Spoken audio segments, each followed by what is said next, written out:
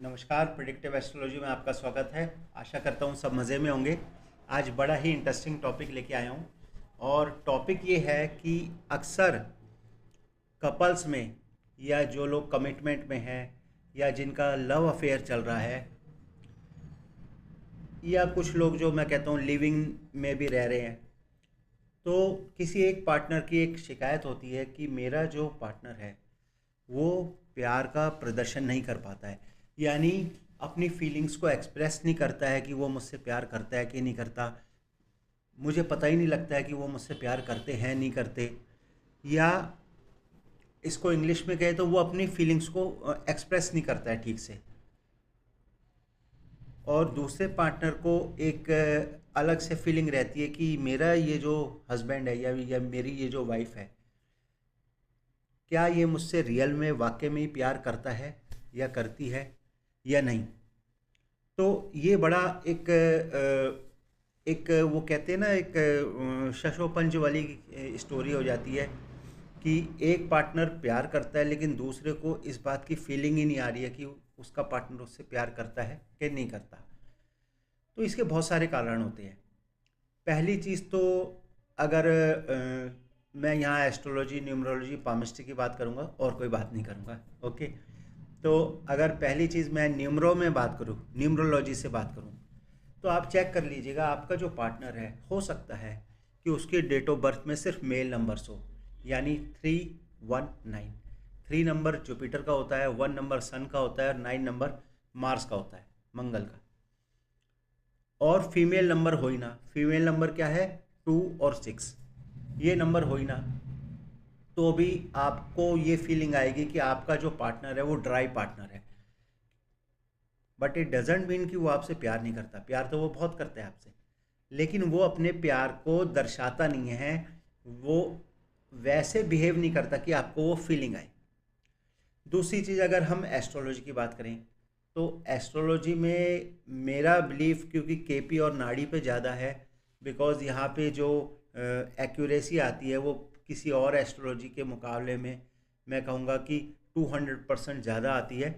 या मैं ये कहूँगा कि मेरा एक्सपीरियंस इसी में, मेरी स्पेशलाइजेशन इसी में है, तो मैंने यहाँ से जितनी प्रिडिक्शंस करी है वो बिल्कुल एक्यूरेट कही है। काफ़ी कुछ मैं कहूँगा 70-80% तक एक्यूरेसी गई है, तो इसलिए मेरा बिलीफ यहाँ पे है। तो यहाँ पे क्या होता है, अगर किसी के हॉरोस्कोप में 5th house, 8th house, 12th house ये प्रबल है, तो वो आदमी अपने प्यार का प्रदर्शन कर लेगा। या मैं कहूँगा सिर्फ 5th हाउस ही प्रबल है, तो 5th हाउस जिसके हॉरोस्कोप में maximum time 5th house repeat हो रहा है, एक्टिव हो रहा है, तो वो आदमी प्यार का प्रदर्शन करेगा। अगर 5th के साथ 8th और 12th हाउस भी एक्टिवेट हो रहा है तो वो उसमें थोड़ा हद से ज़्यादा गुजर जाएगा। हद से ज़्यादा गुजरना मतलब आपको वो शायद वो फिज़िकल प्लेजर में भी आपको खुश कर दे। और तीसरी बात आती है पामिस्ट्री की। अब बहुत से कपल्स में से आपने ऐसा देखा होगा, कोई एक पार्टनर ऐसा होता है, मान लीजिए फॉर एग्जांपल वाइफ आटा गूंद रही है या रोटियां बेल रही है, तो हस्बैंड ना पीछे पीछे किचन में उसके जाके खड़ा हो जाएगा, उसके साथ बातें करता रहेगा, ठीक है।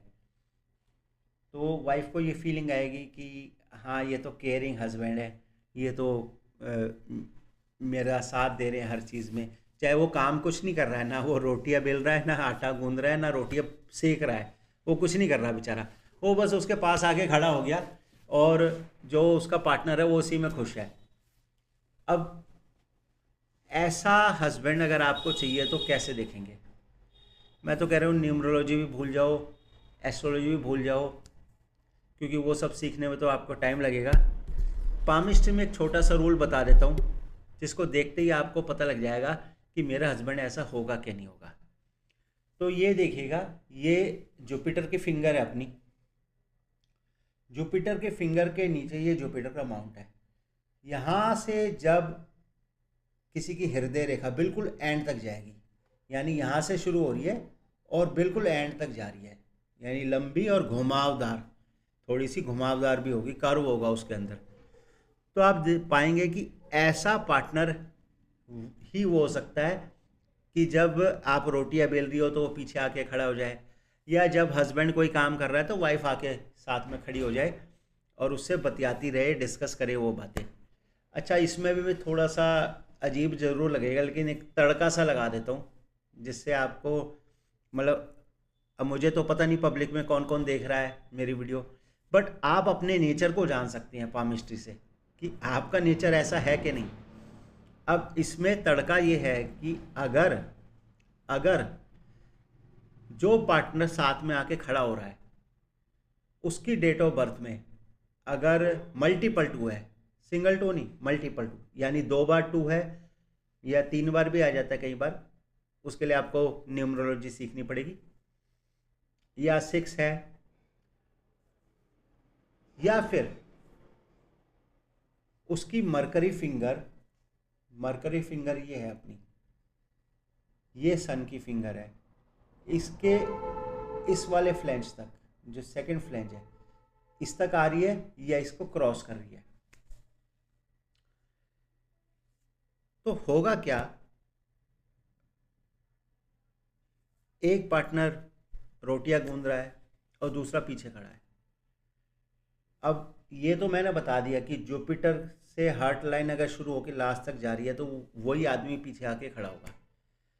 लेकिन अगर उसकी मरकरी फिंगर बड़ी है या मरकरी का माउंट वेल डेवलप है या फिर मल्टीपल टू है उसके पास, तो वो सिर्फ खड़ा ही नहीं होगा, वो बातें भी बहुत करेगा, बहुत बातें करेगा।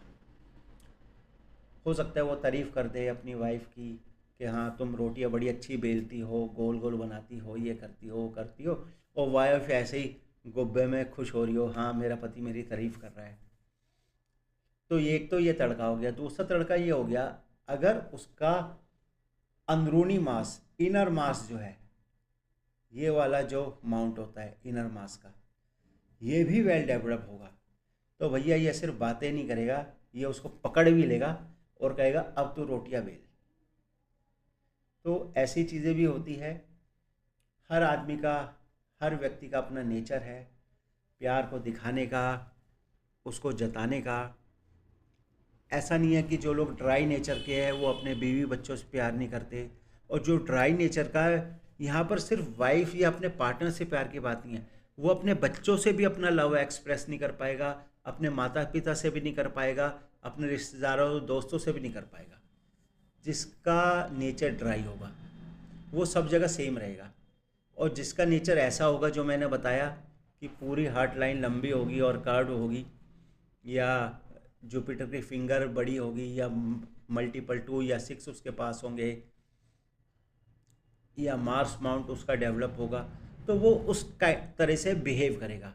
इसमें कोई बुरा मानने वाली बात नहीं है। तो जो लोग मेरा वीडियो देख रहे हैं, प्लीज़ कमेंट बॉक्स में बताएं कि वाकई में ही क्या ऐसा आपका नेचर है, और जो ट्रू बताएंगे, सच बताएंगे, मैं ऑनेस्टली उनके पाम की रीडिंग करूंगा फ्री ऑफ कॉस्ट। लेकिन एक शर्त है, आपको मेरे पास आना पड़ेगा, क्योंकि जब आप मेरे पास आएंगे तो मैं अपने हिसाब से आपके पाम को रीड करूंगा, सिर्फ फ़ोटो भी देख के नहीं। ठीक है, आशा करता हूँ आपको आज की वीडियो पसंद आई होगी, और चैनल को लाइक और सब्सक्राइब करना मत भूलिएगा। धन्यवाद।